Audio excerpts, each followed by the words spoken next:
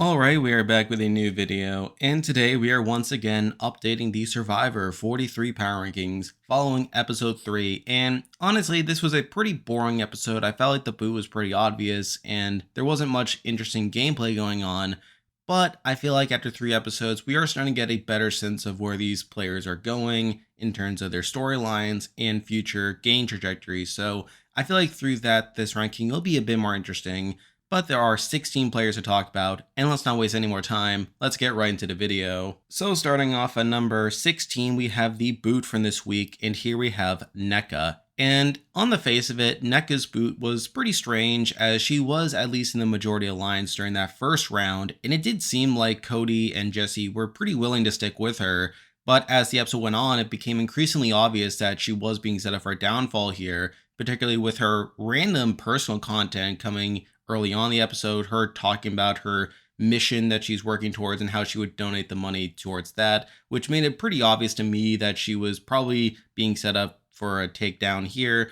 And then after the challenge, we heard both Cody and Jesse talking about how this is a difficult decision, with Jesse even getting some more personal content about comparing Nneka to her mother who passed away, which again only solidified the fact that she was probably going home here. And on the whole, I feel like Nneka was just kind of fine. I mean, she wasn't that great of a player at the end of the day, but to her credit, she was in the majority alliance for the first vote, and it did seem like Cody and Jesse were wanting to keep her around, but simply voted her out due to challenge strength and them worrying about them having to go to future tribals. So at least Nneka has that, but at the end of the day, I never had too much confidence in her, so because of that, she is here at number 16. And with that, there are 15 players left in the game to talk about, and as usual, I'll be ranking them based on how likely they are to win the game from this point, based on their edit and current game position. And I kind of debated over this bottom spot who I feel like is the least likely to win, as this particular person wasn't as undercut directly in this episode,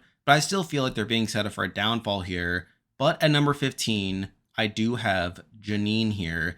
And the weird thing about Janine is she was undercut to a degree here, largely due to her association with Ellie. And the weird part about it is that despite her being shown being the one going through Gabler's bag in the previous episode, when all this came out in this episode, it seemed like Ellie was getting the brunt of that situation. And it seemed like a lot of the guys were more willing to go after Ellie based on the events in this episode. And the edit of this episode did more to undercut Ellie than it did Janine here. Even so, I feel like Janine is probably more likely to be voted out here, as I feel like her edit hasn't really done much to back her up, and I feel like Ellie, despite her getting more negative content here, I feel like she has too much complex content at this point for her to be a pre-merge boot here. And yes, while I am a bit surprised that Ellie is being undercut this early on in the season, whereas I felt like she probably would have gotten it a bit later on, I still feel like if Baka goes to tribal in the pre-merge, that Janine could ultimately be the fall person here, that they could simply vote her out in order to weaken Ellie, and maybe Ellie could just throw her under the bus to a degree, which again could reinforce Ellie's own downfall there. But at the end of the day, even taking all that out, I still don't feel that confident in Janine, and considering how little content she got in this episode to back her up, considering her association with Ellie, which increasingly seems like a negative for her, I do have to leave her here at number 15. Now moving on to number 14, and this was another placement that I kind of debated with, as this person did have a slightly more positive episode, but even then I feel like a lot of that was out of necessity. But at number 14, we do have Noelle. And the thing about Noelle is she got a more positive episode here. She talks about how she was left on the outs at the previous tribal and how this was a wake-up call for her. We saw her approach Dwight and be more willing to work with him moving forward, considering that Dwight was pretty disappointed that Jesse didn't do what he wanted at that last tribal. And then of course Noelle goes on the summit, she gets the vote steal and is able to survive this round by taking out Nneka. So on the surface, it does seem like this was a positive episode for her. But the tricky thing about all this is Cody still has his idol, and I feel like by taking out Nneka in this spot, it does set up a future tribal where there are essentially two sides that are evenly matched between Noelle on one side along with Dwight, and on the other side you have Cody and Jesse. And I feel like through that, if they decide to take the shot at Cody at this next tribal, that Cody could simply play his idol on himself and send Noelle out. And I do feel like Noelle would be the most likely boot in this situation, as Dwight at least still has a relationship with Jesse. I could see them trying to maybe negotiate to a degree with Dwight. Though to be fair, I mean, Dwight could still be the boot anyway, so that is at least one out for Noelle. But I do feel like, based on everything we have right now, I feel like Noelle would be the more likely target if they go back to tribal in the pre-merge, which is not great for her. And despite her having this vote steal, I feel like even that could be negated by Cody's idol. So at the end of the day, I feel not so great about Noelle's chances, and I feel like if Vessi does go to another tribal, that she will be in a lot of trouble here. But considering that she at least had a bigger episode here than Janine, I feel like it's at least fitting to have her one spot higher. But then again, I don't feel that great about her. So because of that, she is here at number 14. Now we're moving on to number 13, and we're again sticking with this grouping of people who I feel like will probably be the next off their tribe if they go to tribal. But here we have Ryan here. And I think that as more time goes on, I feel like Ryan will probably be in more danger of going home if Coco ends up going to tribal, as he obviously has not had that great of an episode here. And even last week, while he did get some content with Geo, we also heard Carla talking about how she's worried that Ryan is getting close to Geo. And considering I feel like Carla is more likely to want to work with Geo long term, I do feel like that opens the door for Ryan to be taken out. And even though I felt early on that Ryan's strength is probably with his challenge ability, I feel like as the pre-merge goes on, as Coco's numbers advantage builds, I could see a world where they could just cut him if they end up going to tribal, as that is becoming increasingly less valuable towards them. And with Ryan already being on the outs, I feel like Ryan doesn't have too much room to work with here, and he's not really getting much in the ed to back that up. But with that said, I do feel like he at least had a decent enough premiere with him talking about cerebral palsy to where I still feel like he'll probably be a big character moving forward. And I feel like if Coco gets more screen time, then they could focus a bit more on Ryan. But at the end of the day, I feel like he's not likely to win the game from this point. I am very worried about him if he goes to tribal anytime soon. So because of that, I do have him here at number 13. Now we're moving on to number 12, and we're actually going back to the Vessi tribe. But here we have Dwight. And similar to Noelle, I feel like Dwight is kind of in a precarious spot at this point, and I could see a world where he goes home at this next tribal if Vessi goes back there, as he doesn't seem too loyal to Jesse at this point.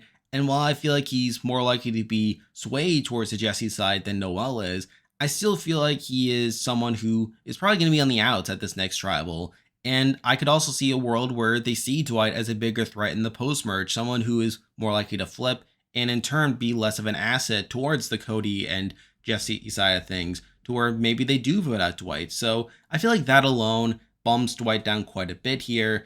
And plus, with him not having as actively a strong episode as Noelle, I feel like that's another knock against him. But with that said, I do feel like there is a slight advantage towards Dwight staying if Vessi goes to another tribal compared to Noelle, which is enough to have him above these people who I feel like will probably be the next off their tribes, but not enough to have him too much higher than number 12 here. Now we're moving on to number 11, and we're going back to the Coco tribe, talking about someone very similar to Ryan. And here we have Geo here, and obviously my thoughts on Geo have remained unchanged. He had a pretty invisible episode, which is probably a bigger knock than I'm giving it credit for here. At this point, I don't see Geo really winning the game. Although, similar to what I said last week, I do feel like there is a chance that he makes a deep run due to this potential relationship with Carla. Although the fact that we didn't get much follow-up to that is probably a knock as well. So, similar to these last couple people, I don't feel like Geo has much of a chance to win the game at this point.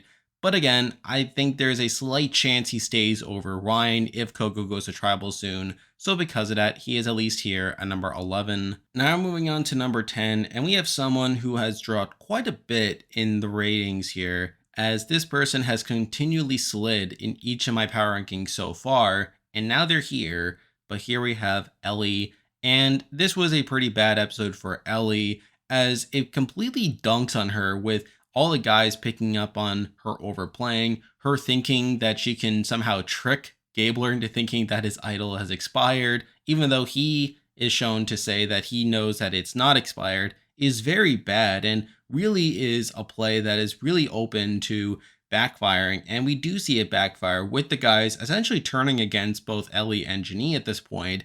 And the fact that they talk about targeting Ellie at this next tribal is a pretty big knock as well. And when you compound that with all the stuff that I said about her previously, how she's been getting a bit too much content, I don't feel like Ellie really has a shot of winning the game at this point. Now, as I said earlier, I'm a bit surprised that she is being undercut this early in the season, considering how much personal content she has gotten so far, as I felt like they probably would have waited a little bit until a bit later to show more of her flaws and highlight the ways in which she'll have a downfall. But obviously, the fact that we're getting it here is a pretty massive knock, and she probably will be in danger if they go to this next tribal. Now, similar to what I said earlier, I do feel like ultimately they probably would vote out Janine if they go to a tribal pre-merge, as I feel like Ellie has gotten too much personal content to be taken out pre-merge at this point. So at least that's a positive for her. I do still think she has some longevity going for her, but at this point, I feel like she's pretty dead in the edit. So because of that, she is here at number 10. Now we're moving on to number 9, and I had a lot of debate with this placement as well, as this episode definitely felt different than the last episode we got with this person. But here we have Gabler. And this was tough, as last episode was pretty bad for Gabler, as despite him showing a bit of awareness over him being seen as a liability for his tribe, we still heard quite a bit of his tribe talking about him being a weakness and him seemingly giving up. But this episode seems to almost turn it around, where now he is shown being kind of underestimated, with him finding out about Ellie searching through his bag, him talking about how Ellie betrayed him and how he no longer really trusts her. And through that, he does talk to Owen and Sammy about targeting Ellie at the next tribal. So he is shown being a bit more active at this point, and the fact that he is kind of being underestimated is probably a positive for him. Now, honestly, I don't feel like this is enough to really turn the tide. I still feel like he's probably going to be going home soon anyway, as Ellie was probably one of the few people he was shown actively building a bond with. So for him to turn against that without really much of a substitute outside of the Guys Alliance, I guess, is not great for him. I don't really see him working with Owen and Sammy long term. And through that, I don't feel like Gabler has much of a path beyond this next tribal if he were to get out one of these targets here. But with that said, this was at least an improvement over the last episode, so I did bump him up quite a bit. And with the other players we've already talked about having more flaws in their edit that point to them potentially going out sooner, I do feel like Gabler probably is bumped up a bit here. But again, I don't feel that great about his chances. So because of that, he is here number 9. Now moving on to number 8, and we're going back to the Coco tribe, the tribe that has continually gotten minimal content. But here we have Cassidy, and as I said earlier, I feel like Cassidy is a bit of an interesting character here and someone who could be a dark horse. Now, as I've said before, I don't think they're setting her up to be the Erica figure that some people may assume her to be. I still feel like she probably isn't going to actually win at the end of the game, but I do like how she at least got a bit of a check in here, getting a confessional about how the Coco tribe is currently all about unity and how they're going to call themselves a community up until they slit each other's throats. So at least there's that. And considering that's more than I can say with Ryan and Geo, I think that's enough to have Cassidy at least this high on the list. But again, I don't feel that great about her, but it's the fact that there's at least somewhat of a chance she can make a deep run. That does leave her a bit higher at number 8 here. Now moving on to number 7, and we're moving back to the Baka tribe, but here we have Owen. And Owen's been a bit of a weird edit for me, as I feel like he reminds me a lot of Ricard's edit from 41, where he doesn't get too much personal content, and the stuff that he does get isn't that overly positive, but he is still getting somewhat consistent game talk to the point where I feel like he will be an endgamer, but not enough to really propel him all the way to the top. I do like his strategic content here about playing the middle in the whole Gabler situation, and obviously with all the stuff coming about Ellie and Janine, he does choose to side with the Gabler and Sammy side of things, to where if they go to tribal, he'll probably be in the majority, so that's at least a positive for him. Plus, he goes on the summit as well, where he agrees to give Noelle the advantage, and he does talk a bit about that, though I do question whether it'll actually translate to them taking out a big player, as he kind of alludes to in that confessional. So, similar to Ricard, I feel like Owen is probably going to be in it for a while, is probably going to be one of the more strategic players on the cast, but I feel like there's not enough really propping him up to make him a top contender. And similar to Ricard, I could see him being an endgame threat who is ultimately taken out.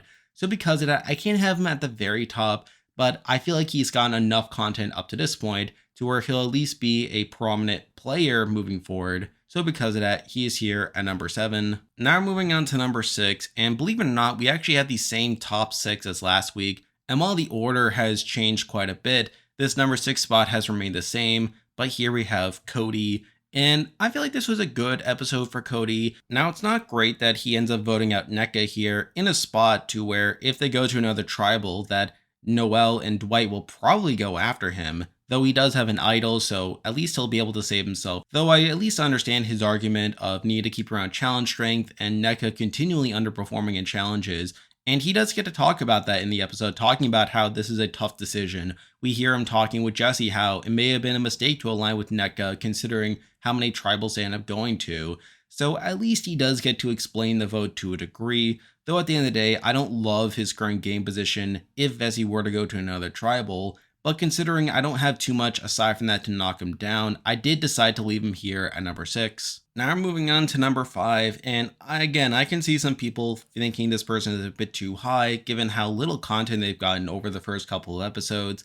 But again, that's a byproduct of their tribe not getting too much content. But here we have Lindsay, and similar to what I said last week, it's kind of a tough spot with Lindsay not getting too much screen time, though she does at least have a confessional this episode about how no one wanted to go off on their own to look for idols, but people are starting to get curious, which does lead into Carla obviously going idol hunting here. So at least there's that, though with Coco not getting too much content, I can't have Lindsay too much higher, though the main reason I don't have her lower is we did see this on 41 with Luvu getting pretty minimal content during a lot of that pre-merge, despite the fact that both Erica and Deshawn ultimately got to the end in that season. So it's not as if the tribe not getting too much content is a death sentence per se, and I think Lindsay could still benefit quite a bit, especially given her current game position, but considering the fact that the top 4 people all have better things going for them, I did decide to leave her here at number 5. Now I'm moving on to number 4, and we have someone who has largely been in lockstep with Lindsay for a lot of the season, but here we have James. And obviously James has a lot of the same issues with Lindsay in terms of his tribe not getting too much screen time, though he himself got more screen time this episode, particularly with him talking to Carla about need to take risks, which is the thing that motivates Carla to go back and reclaim the Beware advantage. Now, obviously, that's not ideal on the surface, in that it does lead to James unknowingly empowering Carla with this advantage, and obviously this could come back to bite James. Although the main reason I don't knock him more for this is because of his confessional episode 1, how he talks about how he wants other people to feel like they're the king and how he's a pawn when in reality he's going to be the king by the end of it. And I feel like this is probably an example of him allowing other players to take charge in the game and for them to think that they're the ones taking the lead, while he's the one more so sitting back and kind of being a non-threat, which is something at least. So I feel like that alone is enough to at least keep James in some contention and at least above Lindsay for me. Though, again, I feel like the top 3 people have more things going for them, so because of that, he is here at number 4. Now moving on to number 3, and I kind of debated a bit with these next 2, as at this point in the season, I feel like they have similar issues, although I ultimately decided that the number 3 person has more issues with their edit that could lead to their downfall, but here we have Carla. And obviously Carla got the bulk of the content on the Coco tribe in this episode, with her finding the Beware advantage, deciding to return it, but then being inspired by James to go back and reclaim it and then completing the beads task to get her idol. And obviously through that, that makes Carla a pretty notable contender and again, someone who's going to be a pretty notable figure moving forward. But I feel like with the way the events were presented in this episode, I am starting to feel like this is more of a journey edit. I did debate with myself over whether Carla was getting a journey edit for a lot of it, as she seems on the surface to be someone who would be an underdog early on, but then slowly find her footing in the game. And in episode 1, we definitely got some lip service to that with her talking about how she was initially nervous coming to the game, But the reason I didn't knock her at the time for that being a journey edit is because we never actually saw her being on the outs, how we saw all these people coming to her and her getting into this good position, and then talking about how she was initially nervous, but then things started to fall into place. Whereas in this episode, I do feel like there is more of an argument for this being a journey edit, with her literally deciding against getting the Beware advantage, not having the confidence to really claim it for herself, and then literally having to go through the process of growing to the point where she can accept the Beware advantage. And yes, while this is on the foot of James here, I do still feel like Carla is being set up as someone who is going to grow over the course of the season, be this big player who gets a ton of screen time, but then by the end be seen as a pretty big threat and being taken out towards the end game. So at the end of the day, I am starting to lean more towards Carla having a journey edit, or at the very least being a big player who is going to be seen as a big threat down the stretch. So because of that, I can't have her at the very top, because we've seen players like this in recent seasons, and every time they end up being taken out due to them being a big player and being seen as someone who would win a jury vote against anyone. And with Carla being in a pretty prime position to do just that, I can't have her any higher than number 3. Now moving on to number 2, and I've been high on this person throughout a lot of the season, and while I still feel like they're a top contender, I'm not feeling as confident about their ability to get towards the very end. But here we have Jesse. And Jesse's in a weird spot for me edit-wise, because he is still getting consistent content. He is being set up as a pretty big player on the season. And similar to Cody, he did get to explain his vote for Nneka, in that it's a difficult decision. Although, with that said, I feel like he is kind of falling into the same trap that Ellie is, in that he's getting too much personal content.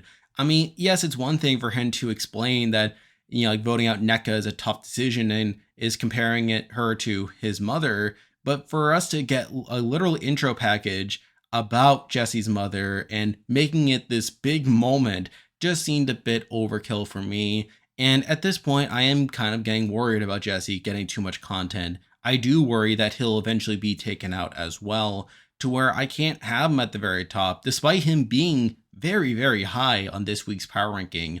I feel like if Lindsay and James got more content from their tribe, then I feel like they probably would top Jesse in my personal opinion. And to be fair, if they do start to get more content, I could very easily see Jesse getting surpassed on future power rankings, as at this point, with the flaws in Jesse's edit, I feel like I'm not as comfortable putting Jesse super high. And I even debated putting him below Carla this week, as the mother confessional was, again, overkill for me. But at the end of the day, I did decide to leave Jesse above Carla, mainly because I felt like it was a bit more necessary for Jesse to get that content than it was for us to see Carla refuse and struggle to accept the Beware advantage. So I feel like that was enough to at least have him above Carla. And considering all the issues I have with other people's edits, I did leave Jesse really high on this power ranking, despite my reservations with his long-term prospects. But even so, I did decide to leave him here at number 2. And now, at number 1, the person I believe is the most likely to win Survivor 43 right now is Sammy. How did this happen? How is Sammy number 1 on this power ranking? I am genuinely confused right now, and it's so crazy because he is someone who I definitely never doubted his longevity. I feel like he is someone who is being set up for a deep run here, but I feel like he is someone who has continually rose in the edit over these first 3 episodes. And I feel like now we're starting to get a much better sense of where Sammy truly sits. And the more that I see, the more that I realize that he is legitimate here. I mean, I said last week that a big test for him would be whether this guy's alliance that he formed would be solid and whether it would truly stick here. And at the time, I had my doubts, as it didn't seem like Gabler and Owen were that enthusiastic about the guy's alliance. But here we got so much content about them turning against Ellie, and through that deciding to work with Sammy to a degree. Now granted, there are still concerns about whether this would last beyond the next round, for example. However, I still feel like Sammy gets a lot of credit here for turning the tide here in terms of getting these people to work together. But the main reason I have him even above that is because we are starting to get a more solidified storyline for him. He talks again in this episode about how he's only 19, how he's being underestimated, and how he's determined to outplay like these bigger players in Ellie and Janine. And ultimately, that is a big storyline for him moving forward, and it is one that I feel like can genuinely be followed up upon. Now, admittedly, he's not without his faults. I mean, I didn't love his premiere, as I felt like it was kind of middle of the road. And even in the last episode, as I said, I wasn't sure whether this guy's alliance would hold true here. But again, I feel like this was sort of his coming up episode for me at least. And yes, while it's still only episode 3, and certainly things can change between now and then, I feel like when we compare him to all the other players here, I feel like he is probably the most legitimate contender so far. As I said, people like a Jesse and a Carla, they've gotten a bit too much content for my liking, and I feel like they've gotten stuff that could set them up for downfalls later down the road. Ellie, of course, is another player who is being set up for a downfall relatively soon. And even Lindsay and James, two people who I feel like will be big players on the season, and players I feel like could be legitimate contenders, suffer from not having enough content on their tribe. And yes, while I could see them getting higher later on, I feel like the lack of content right now isn't enough to catapult them very high on the list. But with Sammy, I feel like he's probably gotten the best edit so far. I feel like he's the one who has the most setup. He's the one who had the most evidence of doing well moving forward.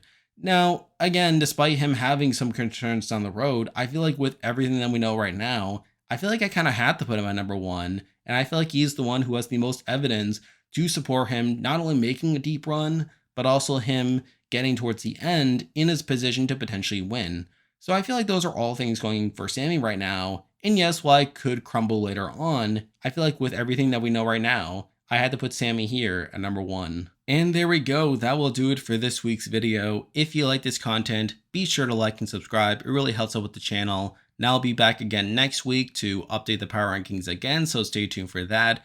I am also covering The Amazing Race 34, which airs on the same night as Survivor, so I'll be updating my weekly power rankings for that. And if you haven't already, be sure to join a Discord server. I'll leave a link to join in the description. There's a lot of stuff coming your way. But for now, that's the video. See ya.